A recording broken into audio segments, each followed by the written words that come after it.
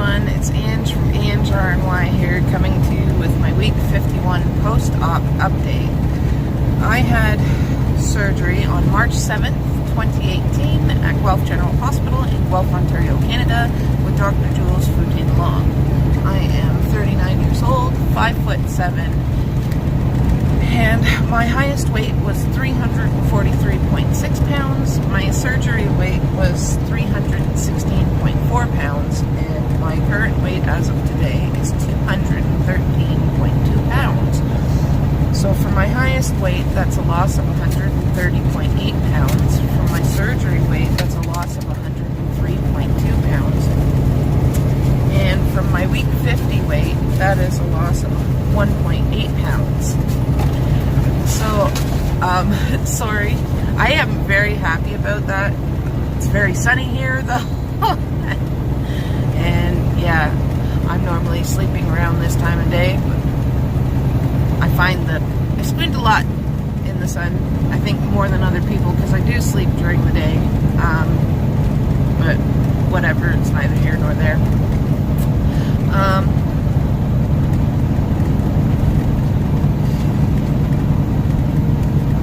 So yeah, I cut my hair this week, as you can see. I cut it pretty much to the length of the regrowth. I think it's a little bit longer, so, and as you can see, my hair is naturally curly, and all the regrowth has the hard bends in it as it's growing back. Hopefully that'll change as it lengthens and my hair gets heavier. But yeah, I just couldn't take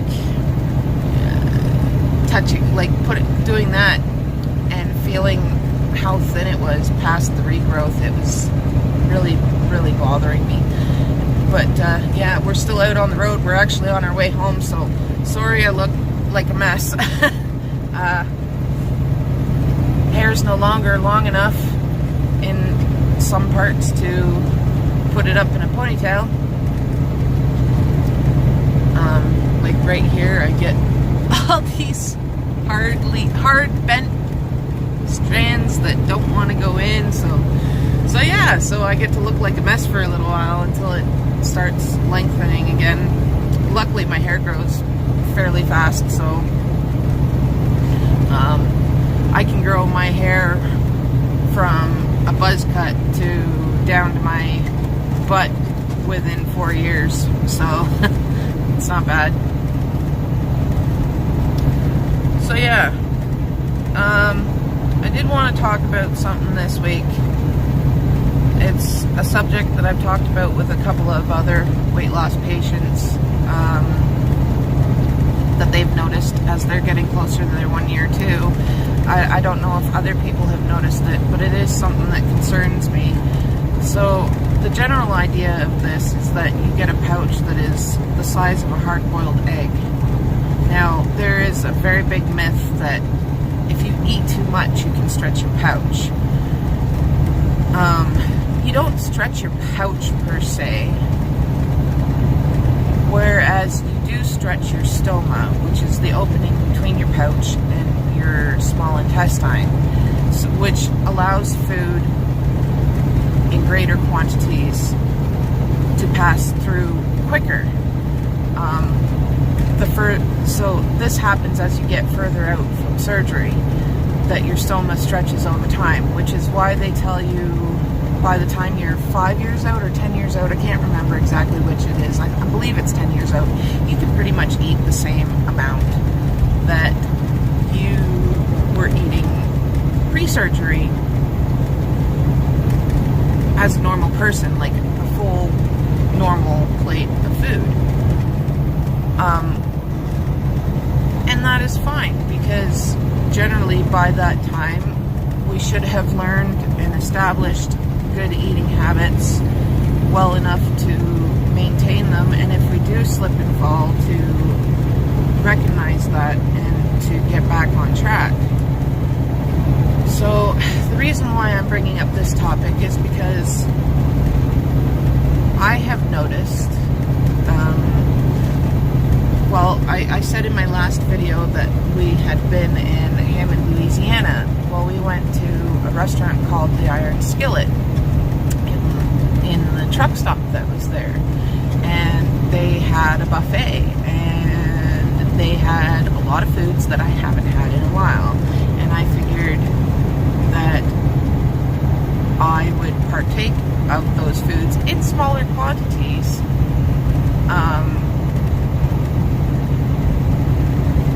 Because I haven't had them in a while, and not that I've denied myself them, it's just nice to be able to have them now and then, you know, like around holidays and stuff, when they're made. And we were there, and so I had some, and that's fine, because it's not food that I would normally eat. Now, what wasn't fine is that I was able to eat what I consider to be quite a lot. It was a lot less than what my husband ate, because I did grab smaller amounts, but it was more than I thought as a gastric bypass patient that I should be able to eat. And I find that with a lot of different things, I can eat a lot more than I expect at this point that I would be able to eat. I don't know if that's a normal thing. Like I said, I've had conversations with a few other gastric bypass patients, you know, who are within the same time frame, you know, a month ahead, the same amount of time, or a month behind. And they find the same thing too. And it's very scary, I think, to know that you can eat these same amounts, because like, okay, for me it's really scary because being in the transport, things are a little bit more difficult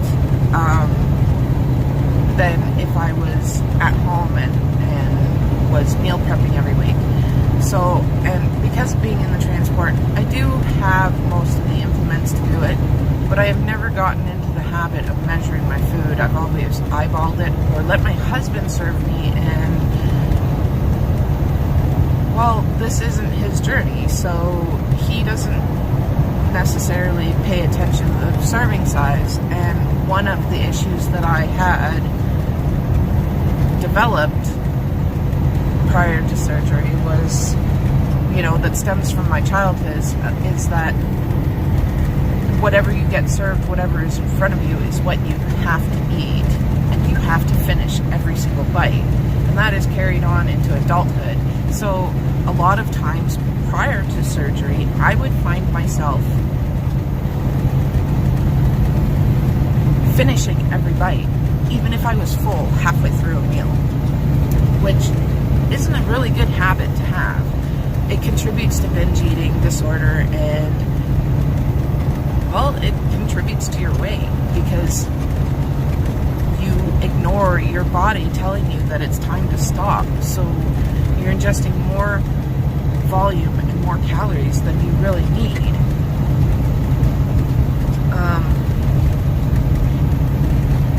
So I have found that some days I am able, when I'm sharing the same food that my husband is, to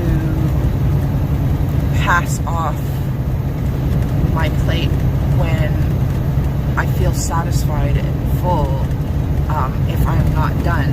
But that's not every single time. Sometimes I find myself slipping into that old habit of, it was served to me, I need to finish it, even if it goes past, you know, a cup of food where I'm full into a cup and a half.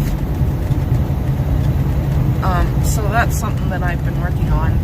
But then on top of that, I don't measure my food. I never really have. And like I said, I do have the implements to do it in the truck. But for the most part, when we're in the truck, my husband cooks, because he drives during the daytime and I drive at night. So usually what happens in the evening when we switch, we will switch anywhere between usually about 5 p.m. and 8 p.m.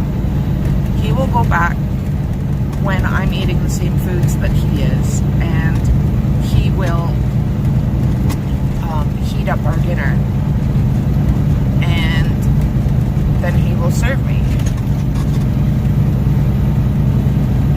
And he won't measure the food, and I am not doing it myself, so I don't measure it.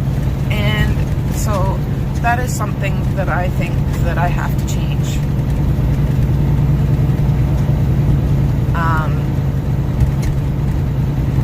Because I really am scared that I am eating far too much at this stage.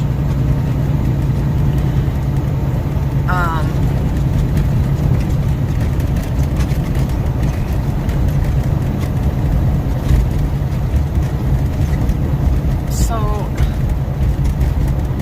it's hard enough to overcome cravings that I've been having.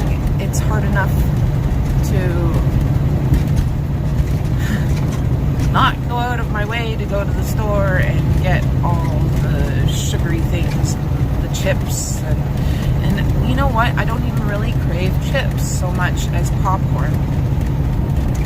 And lately I've been craving sugary things, and I don't know if that's because I have detoxed from sugar, or if while I've been researching, I've been finding that if you're, well, so pretty much what I found was certain sugar alcohols are detrimental to the natural bacteria that lives in your intestines to make your gastrointestinal tract healthy and keep it healthy, and will kill that bacteria. And usually when you get excess gas and bloating, and especially if it's really stinky, that's when you're killing that bacteria that's in your intestinal tract. Now I do take a probiotic, and I have upped it from 10 billion strain to a 30 billion strain. And I am cutting out a lot of things, but one of the side effects of killing that bacteria in your gut is that you feel like you're craving sugar and sugary foods. And so I'm not gonna lie,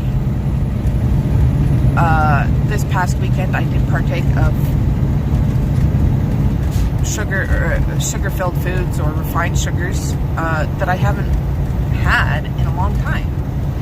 I think because I did do with eating all the protein bars, because erythritol, I think, is one of the ones that affects me personally. So I think I did a real good number on the healthy bacteria that was in my intestinal tract. So now I'm trying to correct that. And like I said, this past weekend, I did partake of a lot of sugar and foods that I haven't and did not want. I haven't wanted them for a while, and I did not want these foods, but I ate them anyways. So I'm not happy with myself, and I'm actually surprised that I am where I am, because it was foods that I haven't eaten that are full of carbs, refined sugars, and processed foods that I don't eat. So,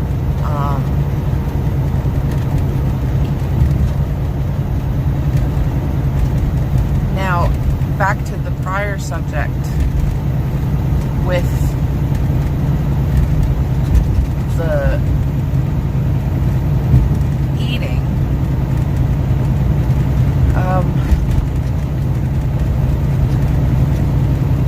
Part of what comes along with that is I found that my restriction has basically gone bye-bye, or at least I feel like it has for the most part.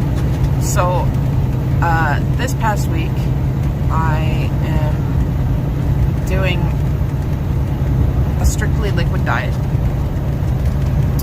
Now I am getting in my protein. I am not getting in an excess amount of calories. I am drinking 2 to 3 liters of water a day.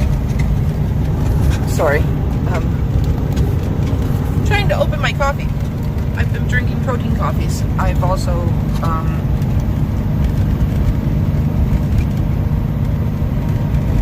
switched from caffeinated to decaf coffee. And yes, I do drink caffeinated coffee. I know a lot of people are told not to. My clinic says it's okay after 6 months. And with my job, I usually only drink 1 coffee a day. So I will usually have it when I wake up. And besides that, my clinic, I take the 5-hour energy drinks strictly because of my job. And because I take those, that is what my clinic wants me to use for my B12, because it actually keeps my B12 levels even. They know that there's caffeine in it. They know that I'm drinking caffeinated coffee, and they're fine with it. So if it ends up giving me an ulcer later on, whatever, I'll deal with it. If it doesn't, it doesn't. But I am finding that caffeine isn't affecting me as much. And so I have switched back to decaffeinated coffee now. Probably drink decaffeinated coffee for a month or 2. And then switch back to the caffeine. Maybe not. I might stay decaf. I'll probably switch it back and forth. That's what I've been doing up until now, so. But yeah, so pretty much I'm having 4 coffees a day with Premier Protein in it.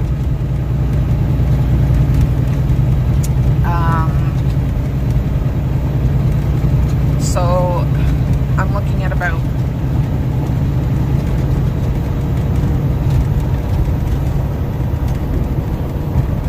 800 calories, give or take, a day. And then I'm drinking about 2 or 3 liters of water. And if I'm feeling particularly peckish, I've been chewing pure gum because it is aspartame free. I don't know how sorbitol affects me, but I wasn't able to find any gum, so I picked up some breath savers just to give me something to occupy my mouth when I'm feeling, because I'm not feeling hungry, but I'm feeling like I need to chew sometimes, and that's fine. And I've been having some pickles here and there because they are very low carb. They are not high calories. I think the pickles that I picked up when we went shopping in the States a couple weeks ago, I picked up a big jar of dill pickle spears, and I think they're 0 calories per spear. I don't know. I can't remember. I'm pretty sure that's what the label said. So that's what I've been doing, and I've been fine. I haven't been losing energy. I'm actually feeling better. And I'm doing that purely to see if I can't reset my restriction, because that scares me most of all, that is gone. And I believe that leads to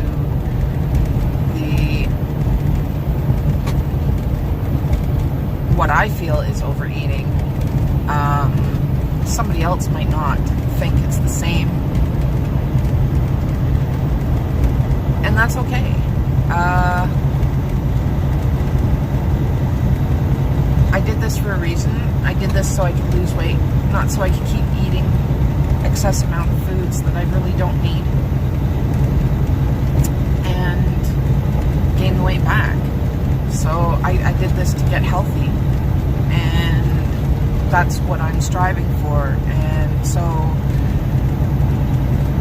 with all of that, it's something that I think that we should all pay attention to. It's something that I have witnessed across many different people's videos that depresses them, and you know, that a lot of people freak out and gotta go back to basics, and you know, gotta do this and gotta do that. And you know what, maybe I'm freaking out at the same time because I've gone on a pretty much strictly liquid diet for this week.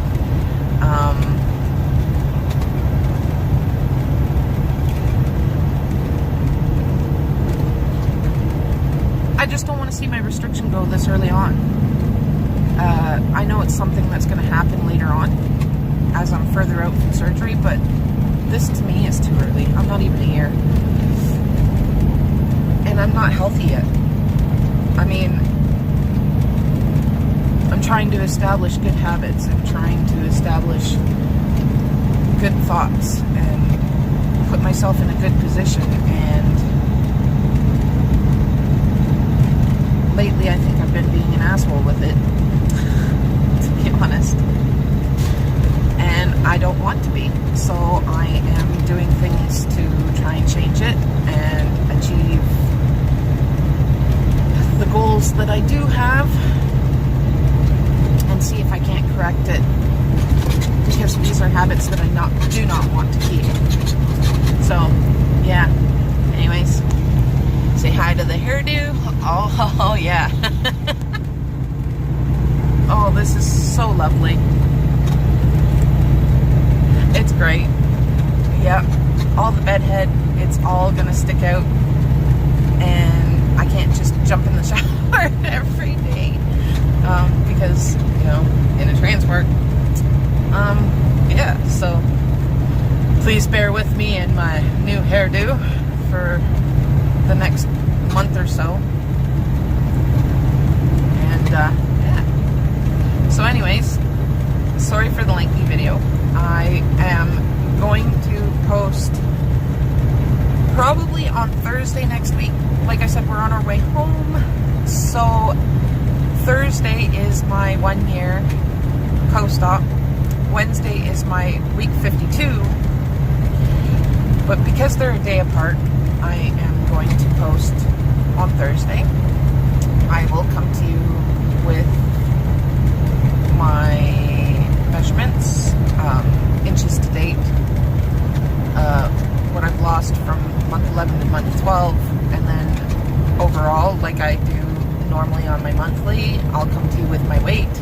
I'm probably going to do, I don't know if I'm going to do it as a separate video or if I'm going to do it together, but I am going to put a 1 year video together while I'm home this weekend.